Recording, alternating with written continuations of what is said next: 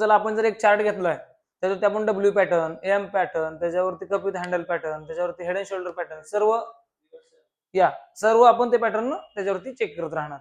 तसा हा पॅटर्न आहे तो एक कप विथ हँडल पॅटर्न आहे. हा कप विथ हँडल पॅटर्न जो आहे ना, हा पॅटर्न तुम्हाला हेल्पफुल आहे. मार्केटचा अपट्रेंड तुम्हाला जो आहे तो समजून जाईल. कधी कधी मार्केट खूप जास्त म्हणजे लॉंग टाइम साठी एक डाऊन साइड मध्ये जातं आणि लॉंग पोझिशन मध्ये येतात. पकडून चला मार्केटचा निफ्टी एक 26,000च्या लेवल पासून 26,000ला आलाय, तर इथं डिसिजन घेणं हार्ड होतं.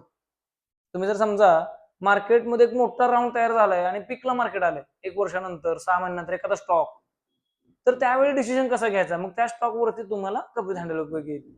पकडून चला मार्केट इथून खूप काळ खाली राहिलंय आणि त्याच्यानंतर कव्हर झालंय.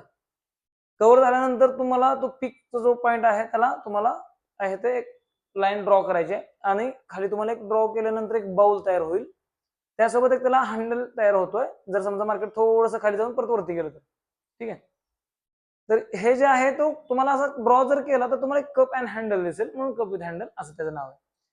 पण सेकंड टाइम ज्यावेळी तो येईल वरती आणि त्याचा प्रिव्हियस आहे हा, ह्याच्यावरती लाईन आपण खेचली, ह्याच्यावरती जर समजा तुम्हाला मार्केटनं ब्रेकआउट दिलं तर त्याचा ट्रेंड जो आहे तो मार्केटनं हा जो स्पेसिफिक एरिया आहे त्यामध्ये त्यानं मार्केटनी जी ग्रोथ आहे ती टाइम करेक्शन, प्राइस करेक्शन झालेलं आहे. मार्केटनं जे पण काय प्रॉब्लेम्स आहेत ते डायजेस्ट केले, त्यानंतर तुम्हाला इथून ग्रोथ मिळू शकते चांगल्या लेवलवरती बुलिश ट्रेंडला, right. So cup with handle हे तुम्हाला खूप चांगल्या पद्धतीने यूज करू शकता तुम्ही. त्याचा यूज होईल जर समजा जास्तीत जास्त डे चार्ट वरती वगैरे लावाल आणि त्यावरती तुम्ही चांगला प्रॉफिट करू शकता. ओके, बाईंग तुमची जी आहे ती या लाईनच्या वरती असायला पाहिजे, कारण पूर्ण कप विथ हँडलचा ब्रेकआउट जो आहे तो या लाईनच्या वरतीच मिळणार.